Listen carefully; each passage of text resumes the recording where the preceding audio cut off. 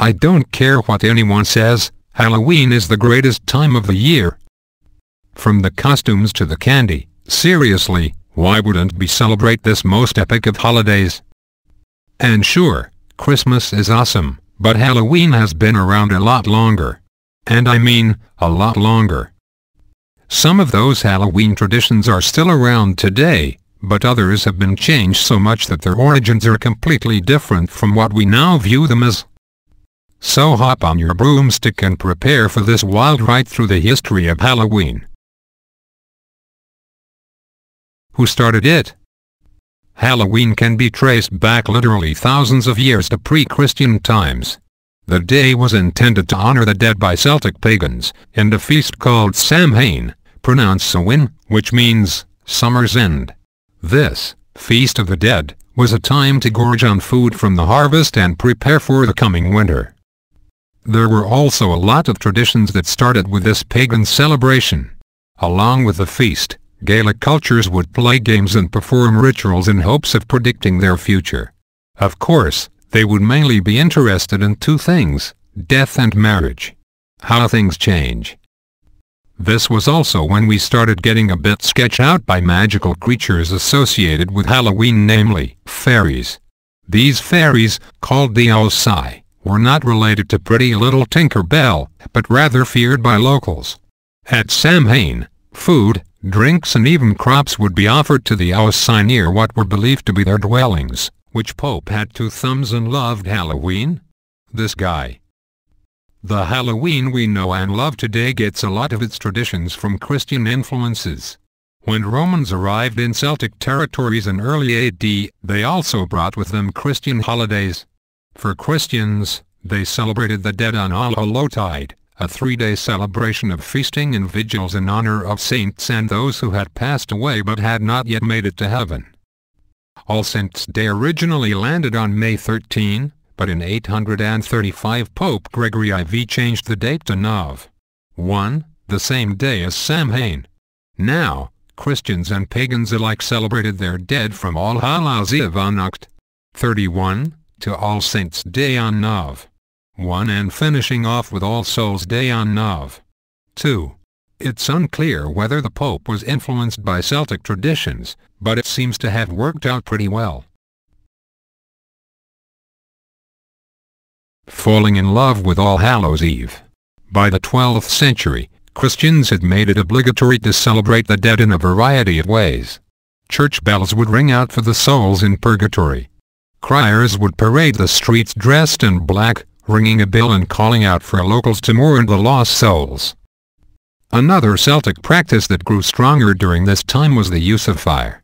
Bonfires would be lit to guide the souls on their way to heaven, and keep them from haunting Christians. Candles would also be lit for the opposite reason. Known as soul lights, they would be used to guide the souls back to their earthly homes in hopes they would come to visit. Taking it overseas. When immigrants started coming over to the New World around 1600, they brought all these lovely, albeit creepy, traditions along with them.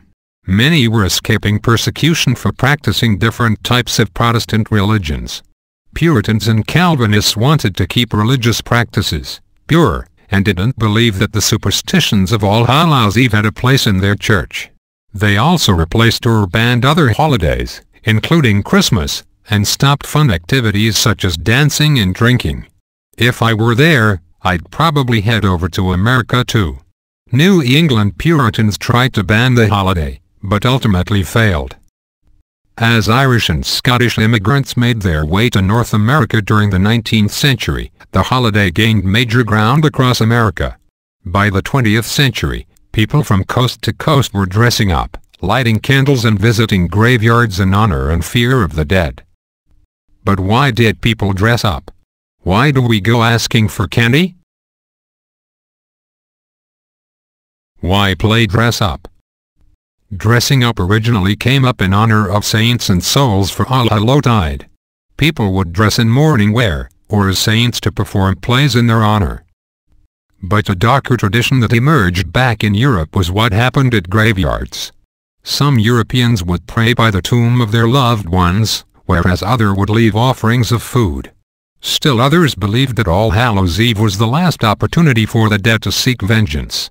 Therefore, people would put on masks or dress up in costumes to hide from their wandering ex-relations until they moved on to the next world on All Souls Day. Today, it's a little less scary and a bit more cute.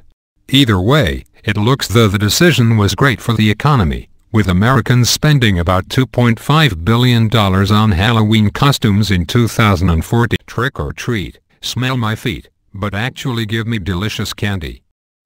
It turns out that costumes were almost immediately linked to trick-or-treating. Originally, the practice of souling would involve poor children going from door to door begging for food or coins.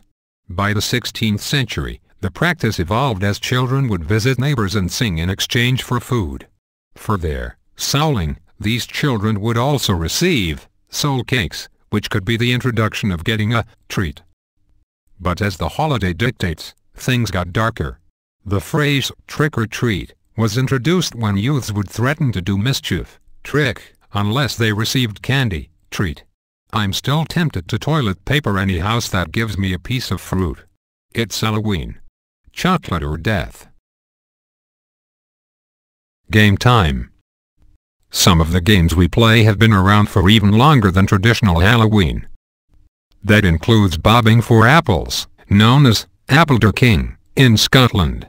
The practice of trying to catch apples in a barrel of water with your teeth seems to have come from the Romans. They would play the game in celebration of Pomona, the goddess of fruitful abundance, and made sure that fruit trees flourished. Another popular game is biting off treats from a suspended string with hands tied behind your back. I may have eaten donuts. A lot of them. But our ancestors used syrup-coated scones. Okay, now I'm starving. It wasn't always a pumpkin. We already had the candles and fires, but who in their right mind decided lighting up a pumpkin would be a good idea? Even more so, why carve out a face on it? Well, it turns out that jack-o'-lanterns weren't supposed to sit on your front porch. The carved faces were carried by people disguised from spirits to fend off the souls of the dead who were barred from entering heaven or hell. Europeans originally used turnips as their jack-o'-lanterns of choice. But when immigrants came to North America, the native pumpkin proved to be much better. But when you think of the character who most represents Halloween, one person should spring to mind. Which witch is which? The long-nosed, wart-faced, cackling witch we've come to know and love actually has its roots in pagan traditions. The witch or crone was honored during Samhain as she represented wisdom, change and the turning of the seasons. In fact, she was better known as the Earth Mother more than something evil. This powerful woman soon gained a poor reputation as Christian influences gained strength. By the 17th century, across Europe and into North America, witches were seen as evil and hunted down. If something was wrong in the community, from crop failure to murder, a witch was likely the culprit. Women accused of witchcraft were sent to trial, but many of the trials simply ended in their torture and death. Women were hanged, drowned and even burned alive for allegedly practicing witchcraft. From the 15th to 19th century, about 50,000 people, mostly women, were accused and killed for witchcraft. Run. It's a black cat. Black cats have been associated with evil since they decided to shack up with alleged witches. As witch hunts grew, so did the hunt for their feline friends. Elderly or single women were the ones most likely to be accused of witchcraft, and their pet cats were then accused of being their familiars. These creatures were said to have been given to witches by the devil, so if one crossed your path you were likely done for. It became so bad that the New England Puritans began burning black cats on Shrove Tuesday to protect their homes from fire and witches. When the anti-witch movement subsided, the black cat superstition sadly remained. But in many places today, the black cat is actually seen as good luck when it crosses your path. So next time you see one, maybe be thankful instead of fearful. Beware of bats. There's a dark reason as to why you don't want to see those creatures of the night fluttering around your home, and it's not just 'cause they're creepy. Bats have also been associated with witches, but even more so with dead souls. A European tradition says that if a bat flies into your home, it means your house is haunted by evil spirits, whereas a Germanic one goes further and believes the devil is after you. Even worse, a bat flying in your house or even just near you can foresee death. But really, I've seen bats for years and lived to tell the tale.